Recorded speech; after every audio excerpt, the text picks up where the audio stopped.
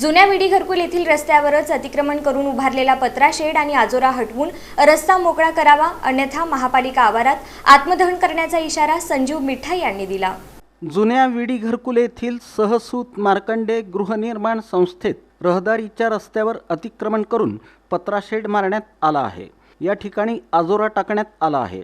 यामुळे या नगरातील लोकांना रस्त्यावरून ये-जा करणं अडचणीचं ठरत आहे। महापालिका प्रशासनाकडे अनेक वेळा तक्रार अर्ज निवेदन दिली, मात्र कार्यवाही झाली नाही। 4 गृहनिर्माण संस्थांचा येण्या-जाण्याचा रस्ता हाच आहे। यापूर्वी येथील अतिक्रमित रूम पाडली, मात्र इतर एक पत्रा शेड आणि आजोरा जैसे थे ठेवण्यात आला आहे।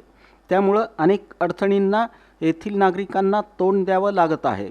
त्यामुळे तातडीनं हा रस्ता पूर्णपणे अतिक्रमण मुक्त करून वाहतुकीसाठी मोकळा करावा, अशी मागणी संजीव मिठा यांनी केली आहे। रस्ता मोकळा न केल्यास महापालिका आवारात आत्मदहन करण्याचा इशारा संजीव मिठा यांनी पत्रकार परिषदेत दिला। या पत्रकार परिषदेला ॲडव्होकेट राजेंद्र चव्हाण उपस्थित होते।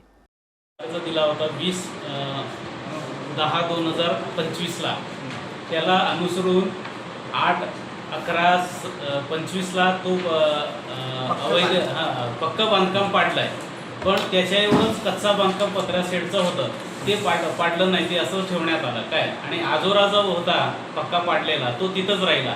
परिणाम असं झाला की त्या आजोऱ्यावर ते तिथं घाण बघून आहे ना, इतर सर्व कुत्रे हे ते तिथं पुन्हा ते घाण करायला लागले। तो आजोरा वाढत गेला, त्या अतिक्रमणापेक्षा मोठं तिथं हे झालं, तिथं हे साचलंय, आजोरा साचलाय। म्हणून आम्ही काय म्हणलं की ते सर्व उचला आणि राहिलेलं जे पत्र्याचं शेड आहे ते पण अतिक्रमण काढा म्हणून निवेदन दिलं वारंवार, म्हणून त्याच्याकडे काय दखल घेत नाही।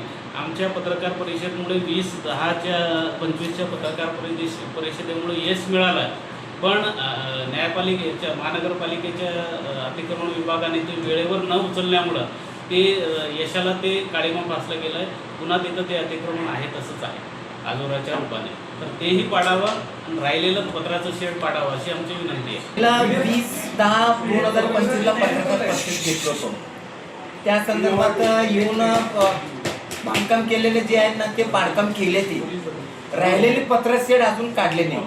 ते पत्रशेड काढावं आणि पाडलेलं सगळं उचलून न्यावं, आम्हाला रस्ता मोकळा करून द्यावा, नाहीतर आत्मदहन करून घ्यायचं ते मी निवेदन दिलो आयुक्त साहेबांना। आता ते आमचं मयत वाट बघणार का सहकार्य करणार आता देव जाणे।